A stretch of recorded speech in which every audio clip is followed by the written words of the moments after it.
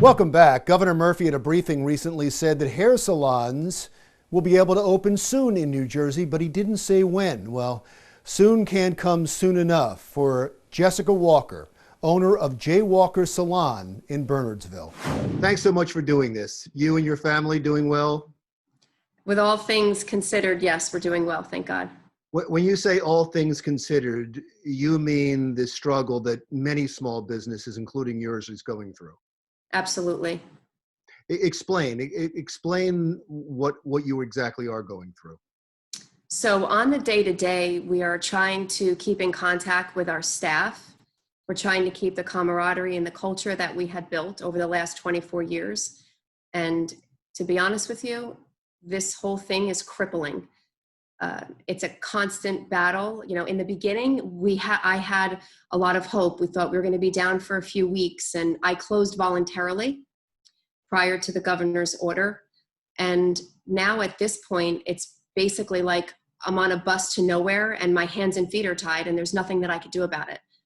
And that really right there is a hard thing to have it to sit with every day.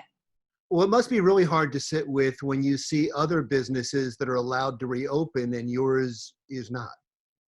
You know, I can't really speak about the other businesses. With my business particularly, the fact that we are licensed to touch and we already have protocols in place underneath the Division of Consumer Affairs that I do believe the government is unaware of. Well, for instance, dog groomers are allowed to reopen, and certain stores are allowed to reopen. And I would think that you could put protocols in place that would make it safe. Am I correct in that? Absolutely. To be honest, we already had those protocols in place. Other than the additional sneeze guards and taking temperatures, our stations were already sanitized. They're already 5 to 6 feet apart in every salon because that's the standard requirement from the State Board of New Jersey. So a few days ago, the governor said, just be patient. We'll be opening up for hair salons. He mentioned specifically, we'll be opening up soon. Have you heard anything? I've heard absolutely nothing with regard to our industry. And we had a conversation this morning because I'm doing one-on-ones with the team. And we literally said that we'll probably find out from the television before we find out directly from the government as to whether or not we can open, just because the communication with our industry specifically has been absolutely deplorable. Have you ever felt like just opening and to see what happens, like the salon owner did in Dallas, Texas? You know, the thoughts cross my mind. I'm a human, and I'm at risk for losing everything, you know, and potentially going bankrupt for that matter. With 4 locations over the last 3 years, I've expanded my business to 4 locations and renovated the space that I'm sitting in right now. To not be able to see any of its fruits is very disappointing. With that said, I've been waiting for the governor's executive blessing in order to open legally, safely, slowly, and in stages. And I really feel at this point, we've just been completely ignored.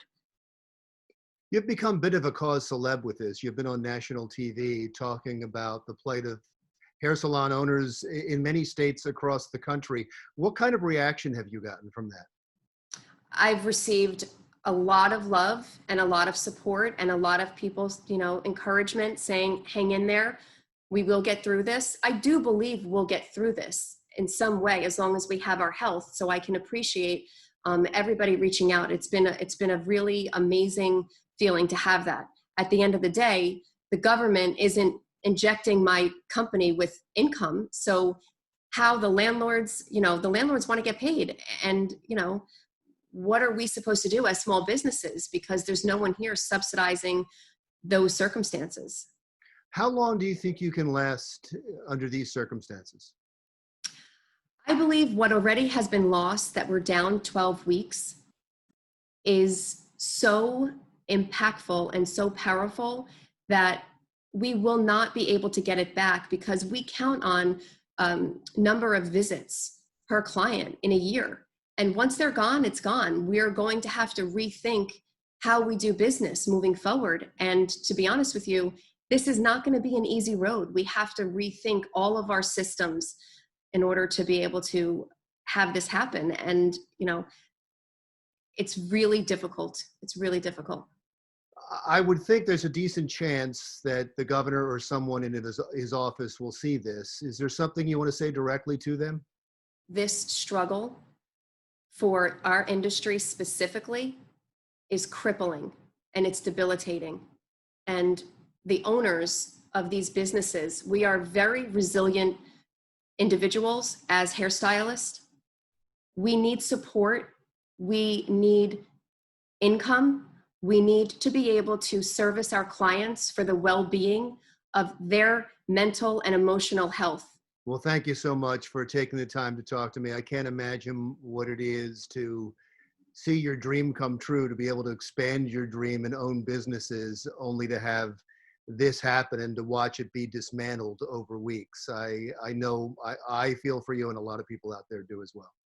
Well, I appreciate that. That was Jessica Walker, owner of J. Walker Salon in Bernardsville. When we come right back, you'll meet a Jersey man who turned tragedy during the pandemic into a mission of kindness. That's next.